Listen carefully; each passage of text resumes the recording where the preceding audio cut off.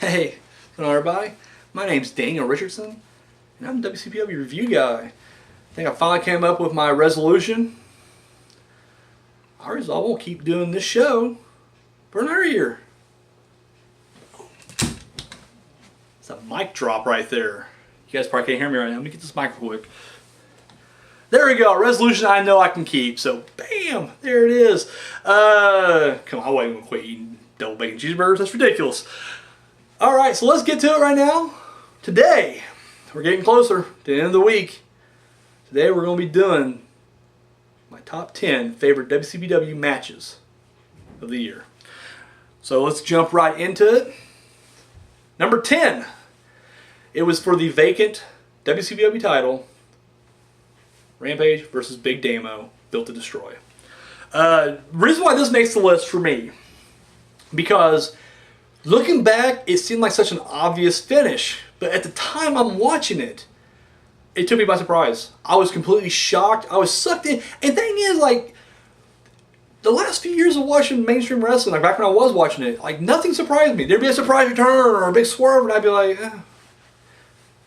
And honestly, I just became jaded. Even when going into WCPW, even though I was a fan of the What Culture Wrestling, YouTube channel, and and excited about the product coming out, I was still that same jaded guy who was just kind of like, well, I'm back into wrestling. Let's see how it goes. And I got sucked in quickly. And this main event kind of, personified that for me.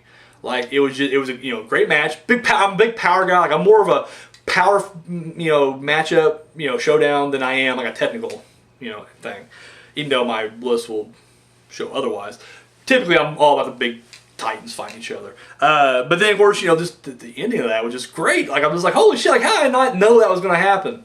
Like, I was even kind of calling it, like, as the weeks are going up, I'm like, the Rampage can't be the big heel, blah, blah, blah, blah, blah, blah. Damo should be the heel, blah, blah, blah. But I didn't even put it together. I was just like, didn't matter. Damo wins it, becomes the first WCW title or champion, and just a great night or a great end to the first big event they had, and kind of a sign of things to come. Just kept getting bigger and better from there. And to me, that's one of those moments, personal moments. I'm just like, I love that match, just for that moment right there, just for that sheer shock that I had. I was like, oh shit, that has happened. Oh, what's real anymore? This microphone plugged in is real. All right, at number 9. Once again, these ain't all going to be technical classics, but this is just my favorite. This was the first round of the AP Triple T. Prospect versus Los Perspectiva from Loaded. You know what? I love this match. This is a match I've actually rewatched a couple times. I just think it's great. It's a fun match. I just love the goofiness goes on with it. The fact that, like, because I remember King Ross even made a comment, like, on his WTF moments, like, why didn't he just do a finger poker to him? Like, this makes no sense. And I'm like, that makes perfect sense, because guess what? You can't argue against it. You can't be like, that ain't really fight. It's like, no, dude, they had a match. It went on for a good 10, 15 minutes. Back and forth action, too. It wasn't just a solid sweep. There's no way, in a court of law, you could actually you could contest it. Be like, no, like that's clear. No, it's not clearly. It's two different guys.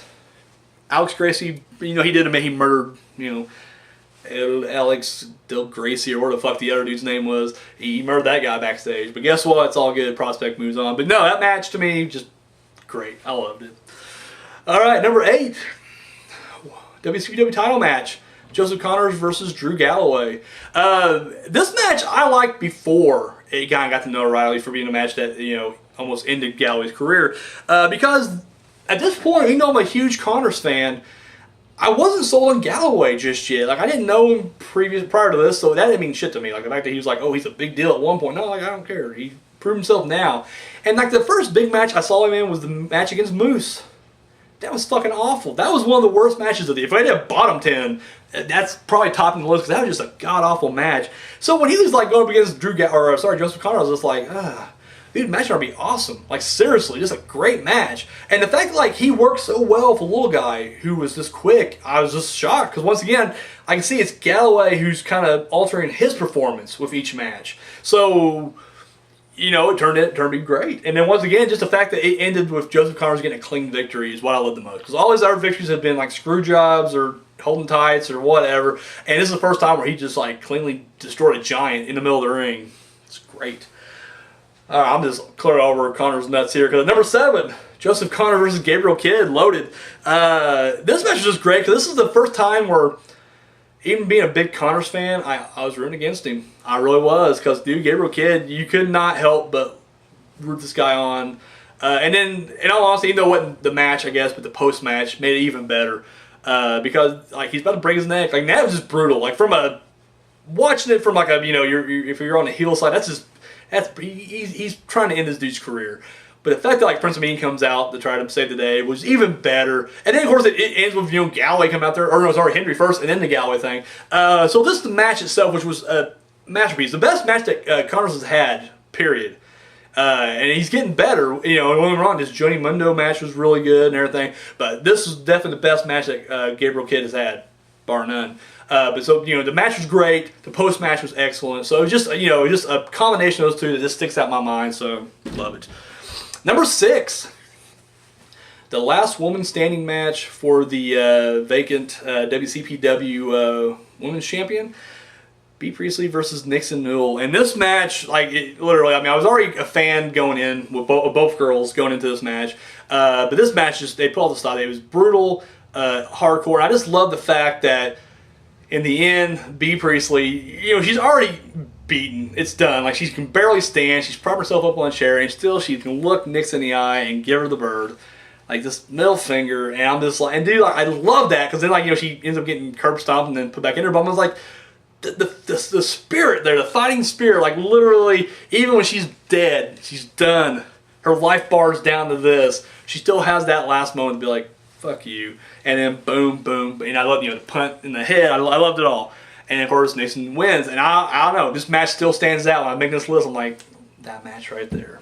Number 5, Will Ospreay versus Martin Kirby. 1 from Loaded. And the reason why this is making the list as opposed to the other two. Don't get me wrong, the other two matches were great too. One of them, I think I was going to put the second match on the list. And I ended up pulling it back. Because I didn't want to have, duplicates on there. So I was like, I'm going to pick one, and this is the one I'm picking. And the reason I'm picking this one is the surprise factor. Like, I honestly, you watch it now, it's still a great match. Like, the match itself, regardless, is top notch. But it's like, it was the results that you did not see coming. Like, you're like, what? Kirby wins it clean? Holy shit. No, dude, and Kirby, like I said, he surprised the hell out of me there. I said it here yesterday or the day before. I was talking about, he's done great. And like I said, even though I didn't fully become a big curb crawler at that point, he definitely showed me that night, like, dude, there's something special about this guy. Like, he's going to be something awesome. And then, boom, sure enough, he would be. Yeah, first match, incredible. Number 4, the Kurt Angle Invitational Rumble. I'm a big fan of Battle Royals. In fact, I was just kind of hoping they do a Battle Royal month. Like, I was just like, fuck, why not? Every independent show I've ever been to, like, there's a local promotion, don't run anymore, but I used to run. Every time you go, every month, they're just another Battle Royal. They had like a small handful of guys. They'd always do like, the undercard, and then they always end up a Battle Royal. I love Battle Royals. But this was great. Like I said, I love the Rumble style of it. And yeah, there's a lot of memorable moments within. And then, of course, Hendry won. That's the only thing I didn't like. I felt like early on you knew Hendry was going to win this thing. And I just did not want to see Hendry win it. I'm just not a big Hendry fan. I'm sorry. I respect the guy. And dude's a hell of a performer in there, hell of a fighter. I don't care for the guy. I think I was going for Kirby. I think I really was like, it ain't gonna happen. But like, fuck it. Kirby wins this one, I'll definitely be on the team. But no, it's great. It's great all around. So number 3, that huge 5-way match. It was Travis. I brought it down. I'm sorry, guys. Travis Banks, Pete Dunne, Marty Scurll, Will Ospreay, Martin Kirby. Dude, this match was just like, I was on the edge of my seat the entire time because I was just like, there's so much shit happening.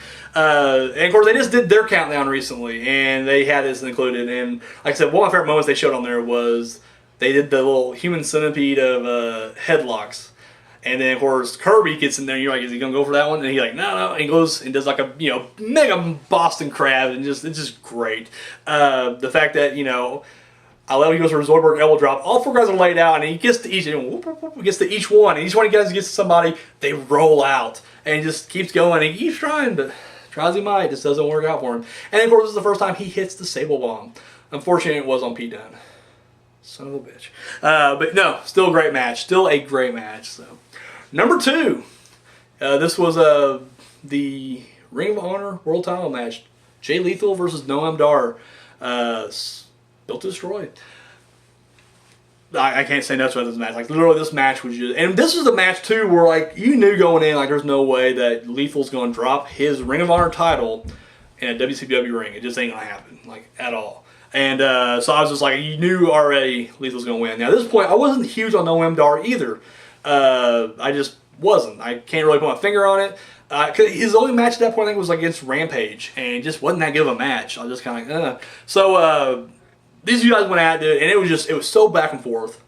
You didn't know who was going to win. And I got to the point where I was just like, oh shit, can like no one win this? And when I found myself cheering for the guy, I was like, come on, Dar, you got it, yeah.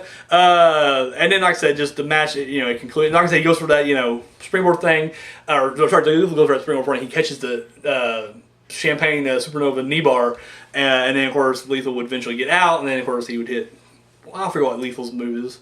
Lethal injection. There it is. But yeah, no, overall, just a hell of a match. Highly recommend that match. Go check that one out.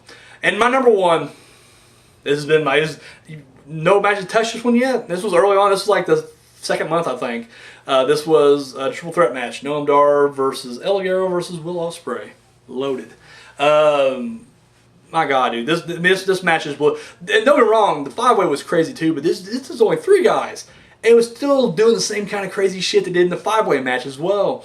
All 3 guys put it all on the line. And this was a match too that, and maybe it's just me, maybe everybody was like, no, we knew he was going to win this one. I was like, I didn't know who was going to win because, like, to me, Ospreay was still like an outsider. Like, he was a big international name, but I was like, he's going to show up, do a couple matches, and leave. I didn't realize he's going to stay as long as he did. But I was like, they ain't going to let the part-time win, are they? And I was like, Noam Dar, he just, had a huge match against Jay Lethal. It built some momentum. Of course, he didn't win it, but I was like, he definitely showed you guys some stuff. And then, like, El Ligero, who's been at the beginning, has a hell of a win-loss record. I was like, he'll definitely, move his way on up there. And, no, it was great. Yes, he had double Champagne Supernova knee bar, which is great. This is, the crowd was chanting flippy shit. I loved it. No, it was great. And, of course, Ligero, doesn't win it, but he didn't get beat either. So that's like their way of cheating around that whole he's been undefeated. I was like... He did lose that match. He didn't win it, so he clearly lost. But they're like, he's undefeated. It's like, whatever. It's all right. Joseph Connors got to actually defeat him. So if we get to say Joseph Connors, ended his undefeated streak, I'll take that one. So yeah, there it is, guys. There is my top 10. My top 10 of the year. Let me know your guys' top 10 match, or maybe you might do top 10. Give me your favorite match down below. So yeah, guys, tune in tomorrow. Finally, it'll be Friday, end of the week. End of the WCPW, end of the year spectacular, and we'll find out who won the the unofficial WCPW awards. So guys, share and subscribe if you haven't already. Share this video.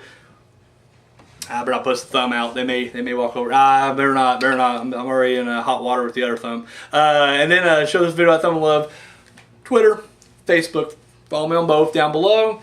Guys, that's all I got. Thank you so much for watching. Till tomorrow.